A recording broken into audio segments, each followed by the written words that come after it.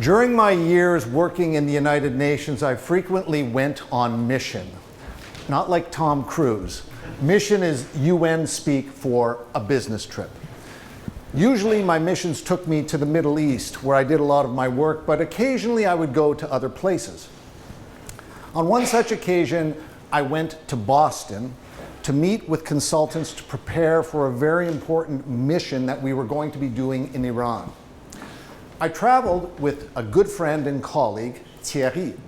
Thierry was from France, and when we were together, we would always speak in French.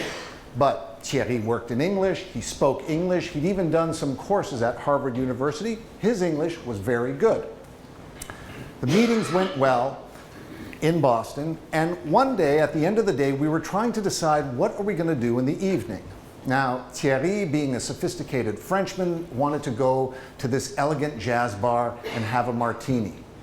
Me, being a sophisticated Canadian, I wanted to go watch a hockey game.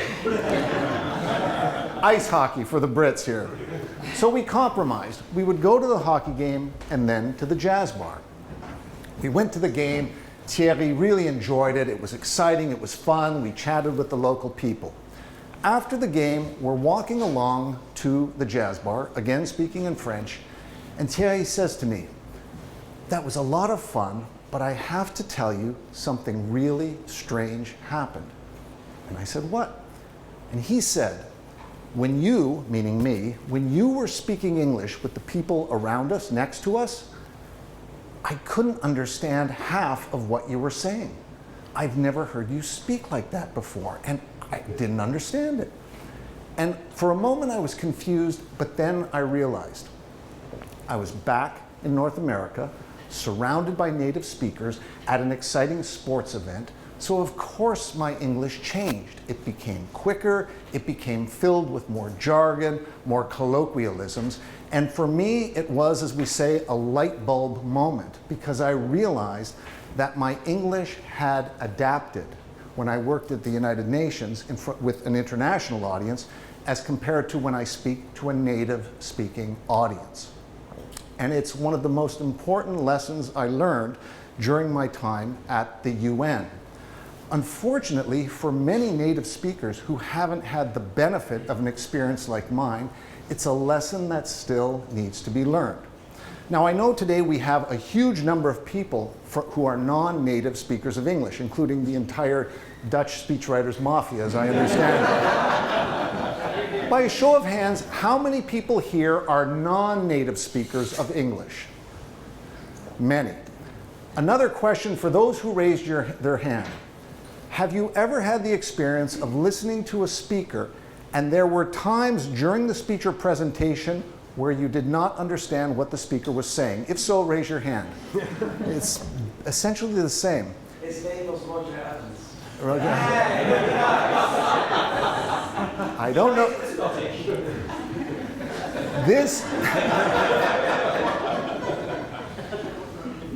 This is a common phenomenon. On this planet of approximately 8.1 billion people, there are 2.4 billion who speak English.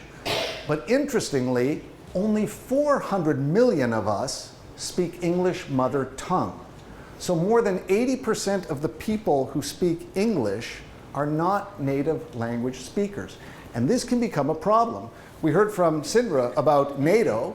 In 2015, NATO, a working group, produced a final report where they concluded native English speakers are not good at adapting their English for non-native English audiences.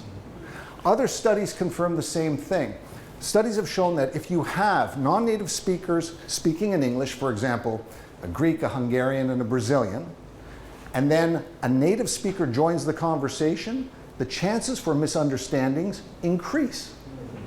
Now, why is that? Well, there are obvious reasons: speaking too fast, jargon, colloquialisms. But there's another reason which I think really goes to the core of this problem. I speak other languages. I've given speeches and/or presentations and workshops in French, Italian, German, and Arabic. And I've also studied other languages, just not to learn them, but just out of interest. I have books looking at the linguistic constructions of languages because it fascinates me. I'm really interested in cultures and languages. And here's what I firmly believe. English is very different from most other major languages in one significant respect. Most languages, when you go to learn them and you don't speak a related language, they are very challenging at the beginning. This applies to the Latin languages, German for sure, definitely Arabic, the Slavic languages, etc., etc. There are complicated rules for verbs.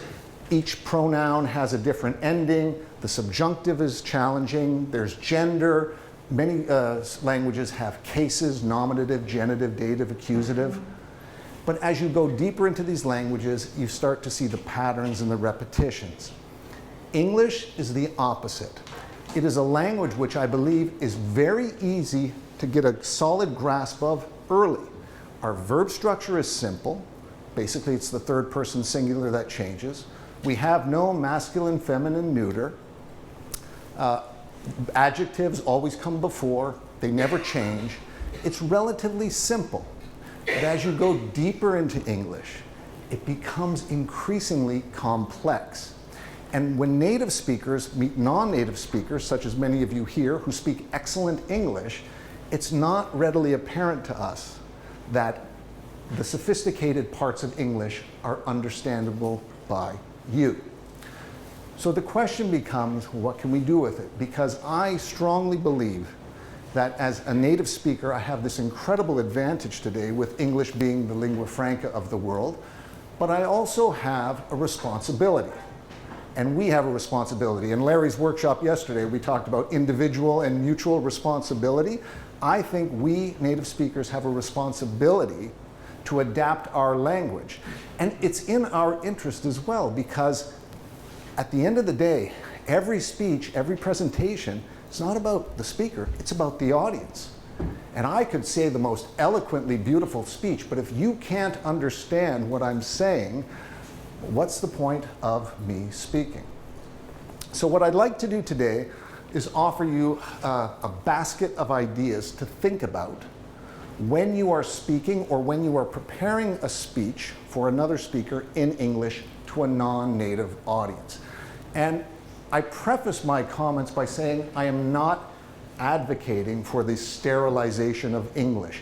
English is an incredibly beautiful language. It can be incredibly powerful in simplicity, and then it can be incredibly eloquent and great rhetorical flourishes. But rather, think about these ideas as you are preparing your speeches. The first rule is really the foundation for all of the others. When given a choice between eloquence and clarity, choose clarity. Choose clarity. It is more important that your audience understand what you're saying. Clarity involves, and this clarity is, like I said, it's the backbone for all the other rules. But simple things you can do. Speak a little more slowly. Pronounce, enunciate the words clearly so they're easily understood. And we heard Tessa talk about pauses. Pauses become very important. I love what Mark Twain said. The right word may be effective, but no word was ever as effective as a rightly timed pause, because you give the audience a chance to think about what you said. So if you're writing a speech for a speaker, and the speaker's going to use the notes or a teleprompter, put in square brackets at strategic places. Pause. The notes are for the speaker, to remind them just to slow down, to let the audience absorb it. So clarity is the first thing. Second idea. In general, prefer the active voice to the passive voice. Now I can see smoke coming out of Larry's ears because we talked about this in his workshop yesterday, and when it's an all English audience, I agree. The passive is beautiful and can be very powerful. But I have spoken to non-native speaking colleagues, and they have almost uniformly told me that the passive is more difficult for them to understand because they have to do the mechanical, the linguistic gymnastics in their head of who did what. So it's not the right word should be used. Use the right words. Don't say a decision was taken by the government. Say the government decided. It's going to be easier for your audience. Now, of course, there are exceptions. Where you don't care who the subject was, then you can use the passive. For example, millions of people are diagnosed with cancer every year. It doesn't matter who diagnosed them. What's important is that cancer is still a problem and we need to find a solution. But in general, active versus the passive. A related idea is affirmative versus negative. Sometimes we have to say negative things. We should not do this. We should not invest in that, and that's fine. Where it can become tricky is if I say, it's not a good idea. Not is a negative, but good is a positive. So people, well, if it's not good, it has to be bad. Then just say, it's a bad idea. It's a bad idea. It's easier, again, for people to understand. A third idea, and this comes from one of the great masters of the English language, Winston Churchill, who said, the short words are the best, and the old words, when short, are best of all. Churchill was really a big advocate for the simplicity of language. And again, this is where we are sacrificing a little bit of eloquence for clarity. But I remember once in Canada, I had a case in court and I went early and I was listening to the trial before me. I heard a police officer in the stand testify. I observed the accused exit the vehicle and proceed on foot to the building. And I thought, why not just say, I saw the accused get out of the car and run to the building? Or I once read an environmental report. The marine biota experienced a 100% fatality rate. All the fish died.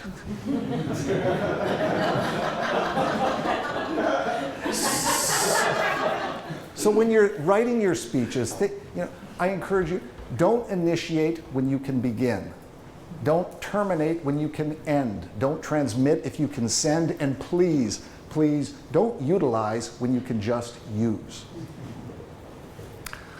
Another idea, eliminate unnecessary words. The great French writer Antoine de Saint-Exupéry, he wrote Le Petit Prince, The Little Prince, which I encourage everybody to read. I've read that book half a dozen times at least. I always learn something new. He said, perfection is not when there's nothing more to add, it's when there's nothing more to take away. So native English speakers, we frequently say things like, well, basically it's about this, or I literally did that. And these words can actually cause confusion among non-native audiences. We are also very bad at being redundant. So please don't talk to me about advanced planning, because all planning is done in advance. It's just planning. Don't briefly summarize, because a summary should be brief. Just summarize. And please, please, nobody has ever created a new innovation. Because it's either new or it's an innovation. All innovations are inherently new. The next two ideas are very important, and they're ones with which I continue to struggle because they are so prevalent, so common in English. The first of which is to be very careful with contractions. A contraction, in English we have this wonderful convention where we can take 2 or 3 words and compress them into a single word. So I am becomes I'm. You will becomes you'll. He would becomes he'd. They would not becomes they wouldn't. And I've talked to people, especially people who speak Slavic languages, mother tongue, contractions are very difficult for them to understand. And when you have a negative contraction, it's even more complex. We wouldn't have invested had we known the outcome. We wouldn't have. We would not have. We would not have invested had we known the outcome. And again, I'm sure that I've used several contractions already while speaking without knowing it, because they are such an integral, such a deep part of the English language. But just be mindful of them. They are a challenge for many people. The second big issue that we have in English, and it's something that gives the English language a wonderful flourish is something known as a phrasal verb. A phrasal verb. What is a phrasal verb? You take a simple verb, give, take, show, turn, put, run, and then you add a word after it, and it changes the meaning entirely.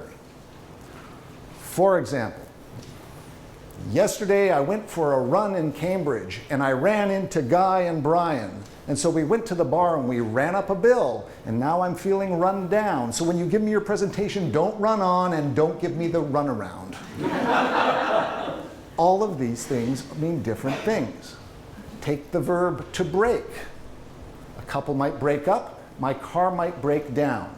A criminal might break in, but a prisoner might break out. But none of that matters because we've had a big breakthrough, and now we're going to break away from the pack. Again, easy for a native speaker, not necessarily easy for a non-native speaker. Even when the verb and the extra word are the same, it can have a different meaning. Take the verb to put, P-U-T, and take the word down. Put down the pen. Don't put me down. I'm going to put down a deposit. I'm going to put down the baby. I'm going to put down the dog.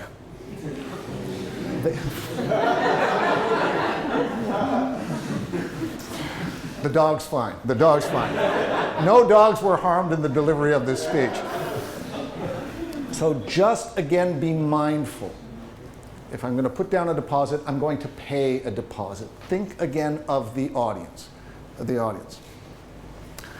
Idioms can also be a problem for native speakers. The English language is filled with idioms. I'm going to go the extra mile so we can touch base and raise the bar. We're in the ballpark.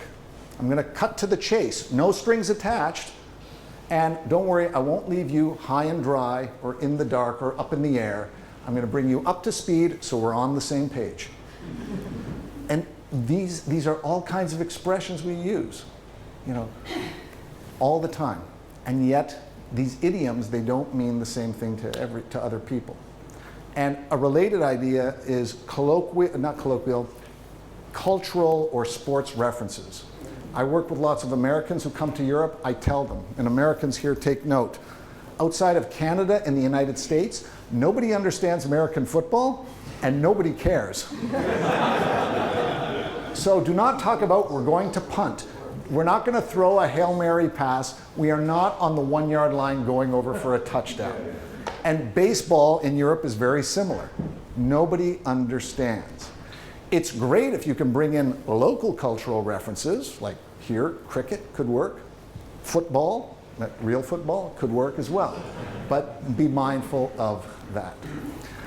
Again, I want to stress, I'm not advocating for the sterilization of English because it is a beautiful language. But again, it's not about you as a speaker, it's about the audience. I leave you with two other ideas before we then have a little bit of time for questions. And these are a little bit different. If you are speaking through an interpreter or writing for somebody with an interpreter, and I've done a lot of that, there are some fundamental things you should do. If you can send the text of your speech in advance to the interpreters, please do it. I always arrive early when I have a speaking engagement. If there are interpreters, I go and meet them. I introduce myself and I ask them, what do you need from me? Because they are an integral part of your speech. I say, what do you need? Just let me know. I tell them what I need. I always make sure I can see them. They're usually in a booth at the back, and we agree on signals. I tell them from time to time, give me a thumbs up if everything is going okay, my speed, my volume. If I'm going too fast, signal me to slow down. It works perfectly, and it's nice and subtle. So if I'm speaking, they're just somebody else in the audience. I just bring them in. Because if I don't do that and I'm speaking quickly, what an interpreter will do is speak into the headphones of everybody else and say, can you tell the speaker to slow down? And that really throws the rhythm off. My website, and I'll write the address over there. Well, it's called mannerofspeaking.org. It's one word. I've been writing a blog for about 15 years on public speaking. There's a post I wrote called Lost in Translation, and it's about 10 tips for working with interpreters. It got picked up at the European Commission, actually, by some interpreters who were convinced I was secretly an interpreter writing this article, but it got circulated a lot, so you can find some other tips there. Final piece of advice, and again, this has nothing so much to do with your English, but it's just a way to show respect for the audience. I firmly believe that when I speak in a country that has a different language, I try and say a few words in the local language. I was in Finland, last week, so I said a little bit of Finnish, and people appreciated it. That preparation trip to Boston for this trip to Iran, this was a big trip back in the day at the UN. And I was the head of mission, which meant I was the most senior person. And I was leading a team of about 20 people to Iran. We had 2 days of meetings in Tehran, and then we split into 3 groups to go on fact-finding missions around the country. As head of mission, I had to give an opening statement at the plenary with the head of the Iranian delegation. And I felt very strongly that I wanted to say a few words in Farsi. So I worked on about a 5-sentence opening in Farsi with an Iranian colleague in Geneva at the UN. And before I'm getting ready to leave, I asked my friend Mushtaba, can you understand what I'm saying? And he said, yes, your pronunciation is very good, but it's really interesting because your accent makes you sound like you're from Afghanistan. Because they speak Farsi in the western part of Afghanistan. It's just like when I speak French, I clearly have a French-Canadian accent.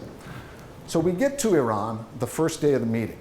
About a little bigger than this, no, about twice the size, 3 times the size of this audience here. I'm sitting at the front. There's a big picture of the Ayatollah Khomeini behind me. There's some government officials. It was like out of a movie, and you could feel the tension. So I gave my opening in Farsi, and then at the end, nice applause. People really appreciated it. As they're applauding, I'm thinking, should I tell them about my accent? Should I not tell them? Should I tell them? Should I not tell them? This is the UN. And then I thought, I'm going to do it. They're just people. We're all just people. So I said, I'm really glad you're able to understand my Farsi because my friend Mushtaba said that it made me sound like I'm from Afghanistan. The whole room just burst into laughter. And you could feel the tension come down a notch. And the meeting wasn't always easy, and it was long, and there were difficult moments, but it set the right tone. And it started from a point of respect.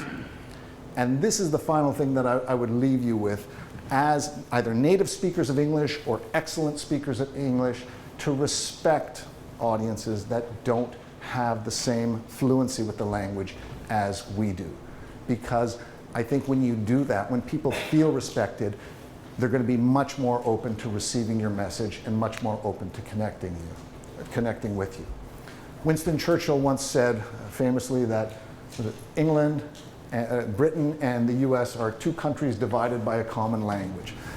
Don't let English be the thing that divides you with your audience. Use it to bring you closer together. And best of luck to everybody with your speeches and presentations.